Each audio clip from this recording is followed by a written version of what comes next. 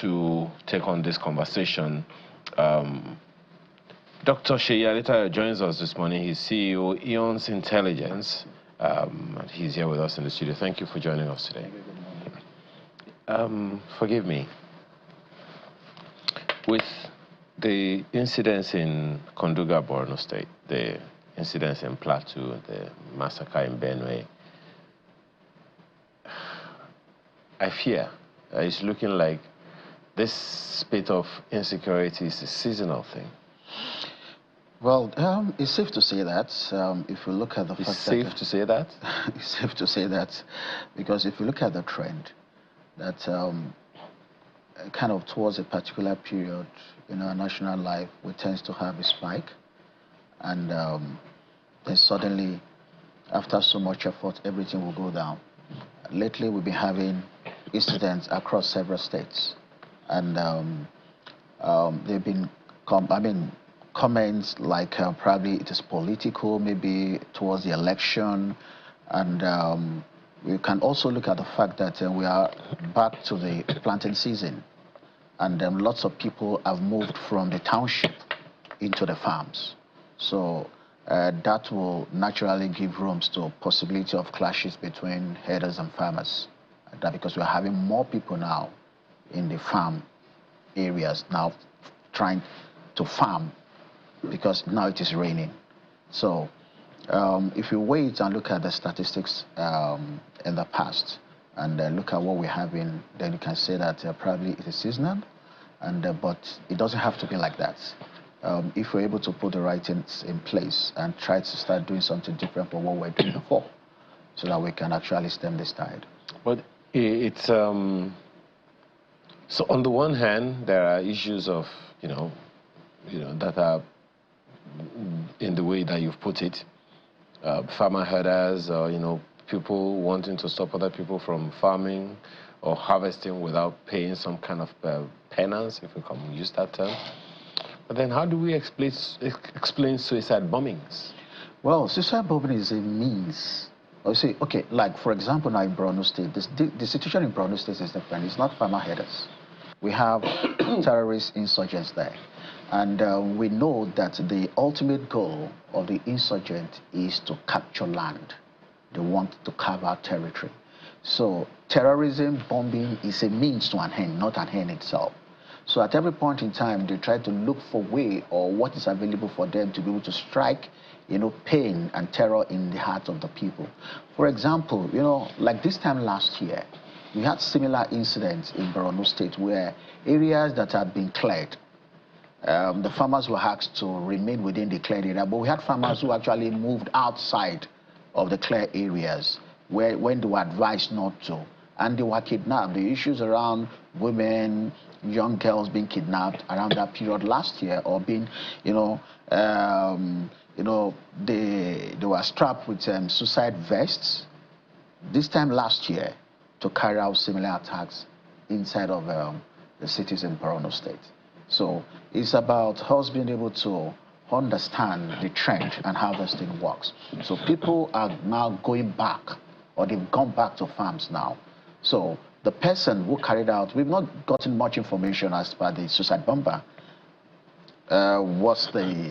is the victim or the bomber, a regular individual that have been strapped with a vest, or one of the insurgents was strapped with a suicide vest to carry out the suicide bombing.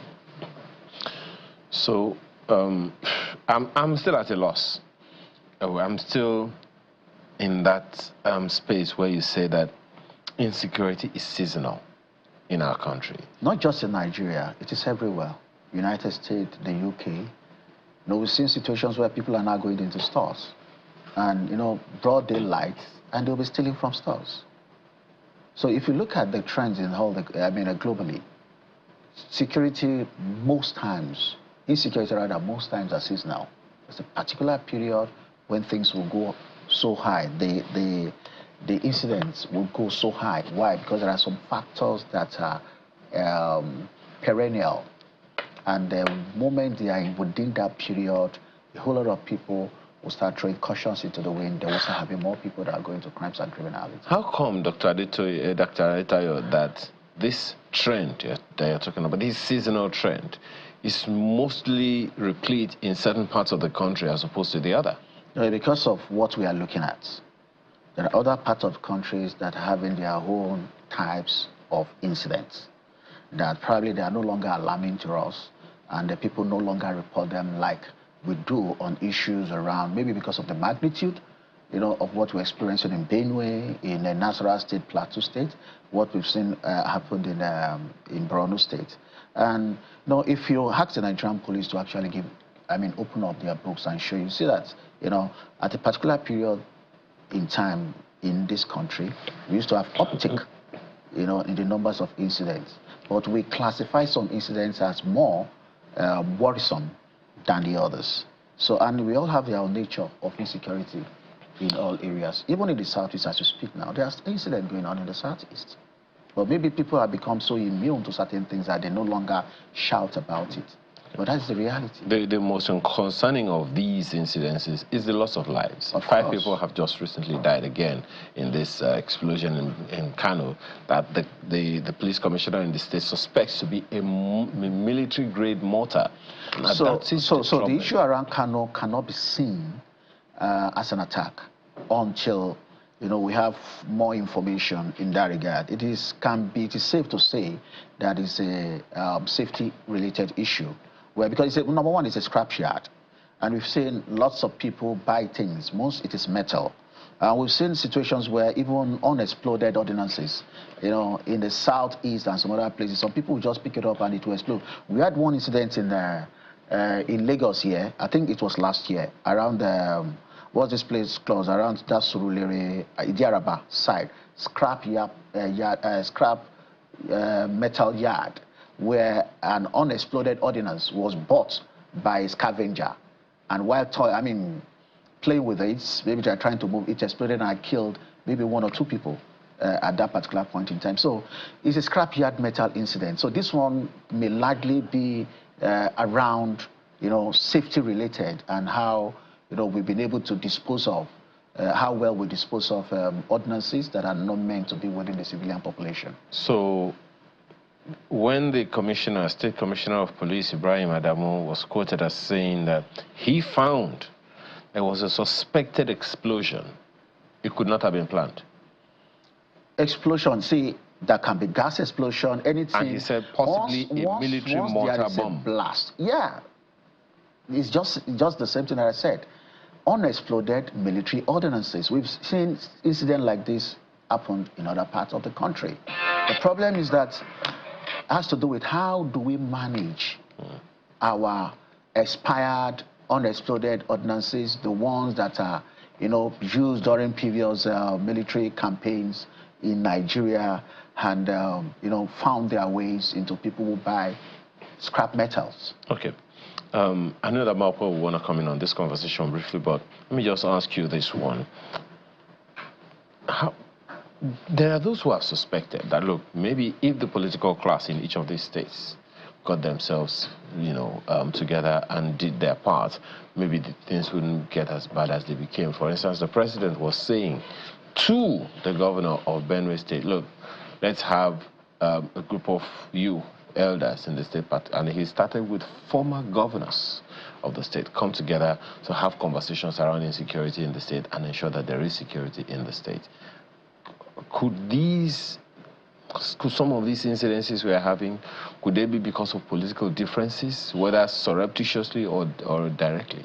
So we can't take that away from what is happening because it may not necessarily be that because they are infighting. At times when those elected to hold positions are not being responsible enough to see security or to place security at the level it should be in their state. So one of the questions I used to ask is that when governors meet with the service commanders, what do they discuss? Is it around policy formulation or it is operational? I think it is high time that Nigerian Governors Forum need to rejig their training manual for how they train governors. Governors need to begin to see themselves like president of a small, tiny countries. is need to begin to see themselves that the security of this state starts with them, not with Mr. President. And they need to begin to see the service commanders in their state as working for them. Yes, you might not be in control, but you are their commander. So they should start operating as a commander, sit with them, go, if it requires, go with them. It's not just about sitting and get to know how many incidents happen in the state and ask what you are doing. No, sit down. You've watched, I mean, if we've not seen, but at least we've watched the movies when you see, you know, an American president sitting, you know, in the GSOC room or whatever they call it, you know, where they plan the operation. They need to start planning operation. Those that they feel that, you know, working at cross purpose with them, get the Attorney General of the state to look at the aspect of the law that will deal with such people, then let the law take its course and be executive. That is where we are failing. Exactly. See, the kind of money that we spend on frivolities when people are dying in your state, I don't expect a governor to be going about saying he's doing commissioning of the road. For crying out, people have seen that you've done roads. You can later do the commissioning later. Divert the money right there and then into issues that will preserve the life of the people in your state, and not just buying, you know, 50 vehicles and say, oh, I've invested in security. Security is far more than you buying vehicles. Okay. It's you getting involved in actually the operations of the state, because the resources that they are going to need, the logistics they are going to need, at you know how much of, you see, let me give you an example. The IJ can decide to say, okay, I have like 1,000 vehicles with me, budget.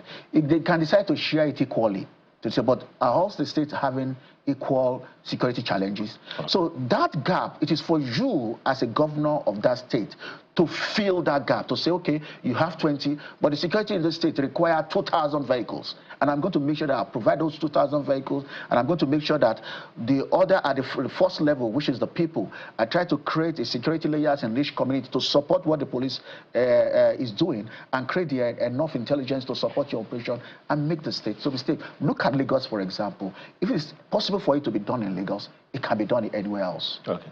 Okay.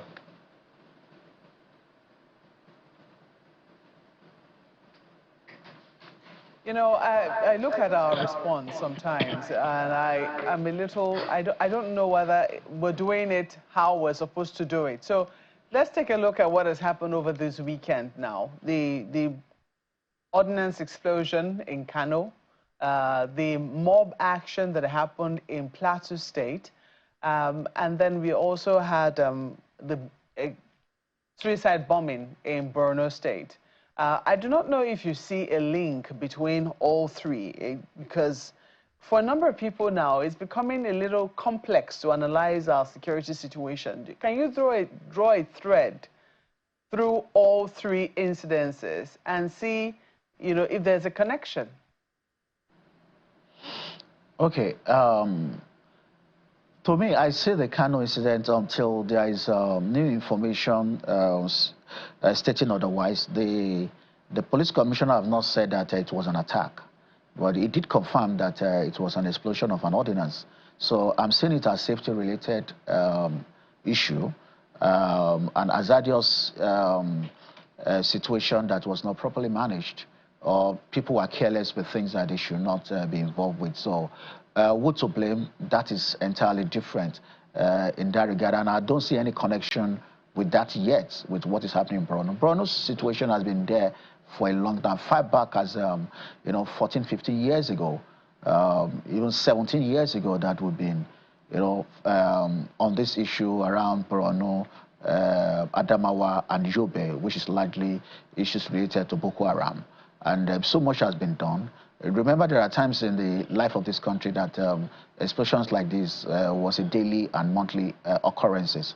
But now, it is just one time. We had similar incident about this time also last year during the beginning of the farming season, that some people moved outside of the safe zones, and they were kidnapped and strapped with suicide vest.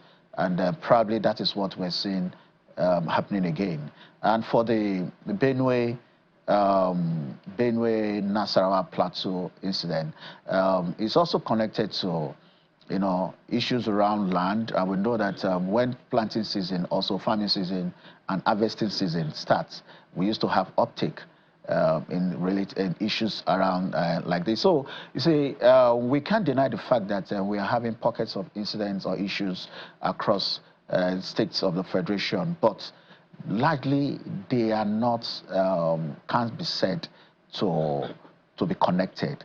However, if there are non-state actors that are trying to take advantage of, you know, various incidents in each state to actually try to create insecurity, that we await security agencies to be able to bring that up, go after them, and then use the instruments of the law to bring them to justice.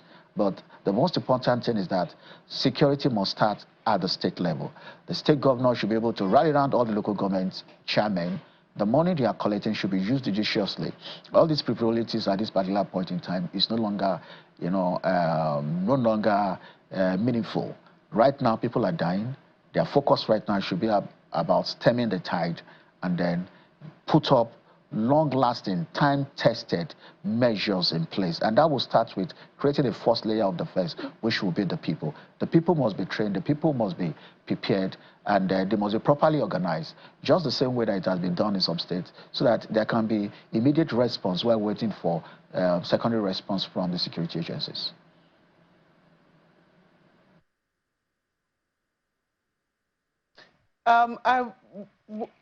For me right now, I'm looking at all that you have said, and some people will say, well, it points very clearly to a very, very fragile state of affairs in our country. When you look at the fact that we don't, if really that was a military-grade explosive, as we have been told, there'll be questions as to how did that military-grade explosive escape from wherever it was supposed to have been kept. Even if it was up for disposal, it raises questions as to how we dispose of things like this. You look at what has happened in Plateau State, for instance. Clearly, it does appear that, you know, there is dissatisfaction and mistrust of, you know, how things have been handled with the onslaught that has happened in Mongo, for instance. And that's why it was appear that people are still very much on edge and are willing to take out their anger on, you know, anybody who looks like who they have profiled their enemies to be, which is what could have resulted in what we have now seen. We saw such a situation as well in Edo State, in Uromi precisely, when people who were said to be traveling back home were attacked because that particular community has suffered from attacks before now. So there are questions as to how it is that we respond to some of these issues. The governor of Borno State has also been, you know, crying out loud that there is, you know, a resurgence of some sort of the insurgents in Borno State. And so it does appear that these suicide bombings are no surprise. So I'm just wondering, do you think that we are sufficiently handling? Because if Mongo is any indication as to what happened in Mongo is any indication, if we're going to learn any lessons there, some people will say that whatever lessons we're learning, we had better start applying in Yelwata, because those are people who are still quite raw from what it is that they have experienced. So would you say that what you're seeing right now in terms of the handling of the security agencies and all the other extra government agencies that ought to be intervening, for instance, maybe peace and reconciliation, prosecution, are we really doing the best that we can to make sure that incidences like this do not occur again? Let me start with the Borno incident. See, the fact that we are having an incident of one suicide bomber doesn't mean that the security agencies have not worked. When they work and they're able to stem the tide of an incident, we really don't know. We don't know how many of such that have been intercepted. We don't know how many of such people have been arrested. We don't know how many of such incidents have been neutralized before they actually carry out. So probably when one slipped through their fingers and it happened, at times it might make it look as if maybe they've gone to sleep. So I think we should give them their flowers in Borno State. They've done a lot. And for many of us that have been following the trends in Borno State, we'll know that the theater commanders, the armed forces, the intelligence agencies, they've actually been, you know, on their feet working in Borno State. So this one that happened is also a call for them to do more and to ensure that they don't allow any to slip through their fingers. So I'm not going to see that as a failure on their part. I'm just going to see that as the need for them to see that these people, even as much as they are trying to put countermeasures in place, these people are also trying to also counter their countermeasures. So that's that about the Borno incident. You spoke about around the ordinance. See, there are several ways in which unexploded ordnance can get into the hands of civilians. I remember I've seen committees around these, especially areas where we've had civil war battles and military armaments being intercepted in the past, or the ones that were planted, buried on the ground during the civil war and other incidents, and they were unable to remove all.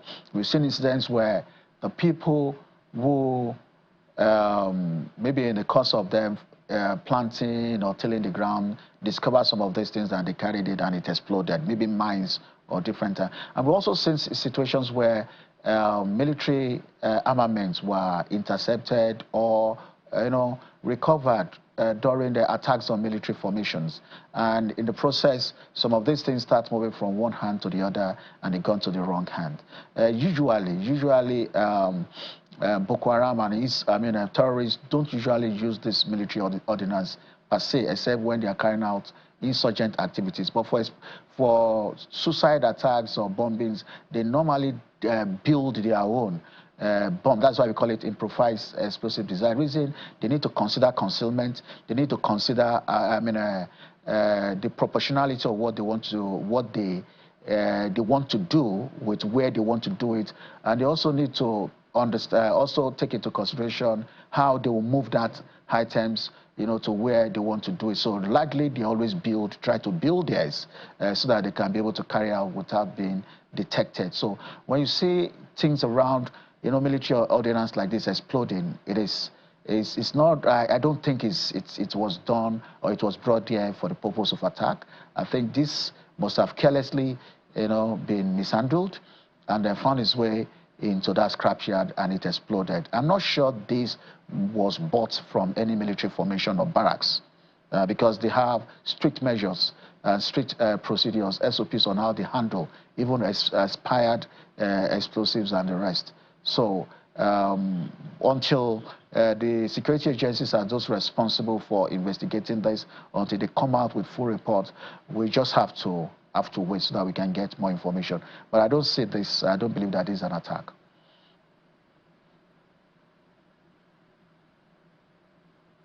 Okay, so let's even say that it's not an attack. But I've also spoken about Benue and, recovery process, given what has now happened in Mango. Looking at what happened in that situation, would you say that we're right now on the path to recovery for the communities affected by, attacks every now and again? One, and I strongly believe that our road to full recovery and peace in those areas will not come overnight.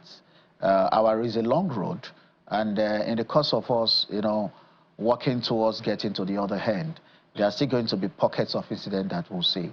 Now, how we handle those systems from now will determine whether we're going to get to the other end fast enough, or it's going to take us years before we get to the other end. So now what we need to do now, my advice now is to x-ray what is the response now to the incident now in Mango, how is the state government handling it, how are the stakeholders in the state, how are they handling it, and then what sort of support is the federal government giving them right now in ensuring that this does not lead to reprisal and it does not lead to escalation again. At times, what we don't understand is that at times these things are carried out by criminals, not necessarily, an ethnic planned attack, but some criminals who all their life is to go and attack community, plunder the community, take for their own personal aggrandizement, not because they are trying to protect, or trying to avenge. So it's an economic crime. Yeah, most times it's an economic crime. Now, but the people attack, what they see is the language, the tribe of the people that attack them, and they will assume that it was an ethnic, motivated. Has any coloration of... Yes. Okay. No, just one last one, because a number of other things would have been discussed, but how about our level of preparedness for such emergencies? It would seem like, or even a likelihood that these things, prevention of them, as opposed to, okay, dealing with them after the fact. And then when they occur, what's our level of preparedness? We talk about this only after people have died. We are still very far away, to be honest, and sadly enough, from that level. But we'll get there. There's been years of abandonment, years of neglect in terms of, how we respond. Not that we are not preparing, but it is not commensurate to the level of, incidents, enormity of challenges at hand. Look at each of those states. The state emergency response, what is their budget? Are they just relying on NEMA to always come to their aid? How much are the state assembly budgeted for their own state emergency response? State emergency response is not just about bringing relief material.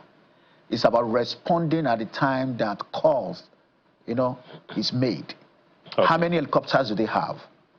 How many, medical response team do they have? Anyway, let's get to the sites immediately? I think the point has been made, that we don't have enough. We don't even plan it. But you said we are on the way there, but we'll get there soon. Yeah. Question a number of people will be asking you is, how many people have to die before that happens? But it's not a question we can answer now. Thank you so much for your time for this morning. Dr. Sheyi Adetayo, CEO, Eons Intelligence. We appreciate your time this morning. Thank you so much. Yeah.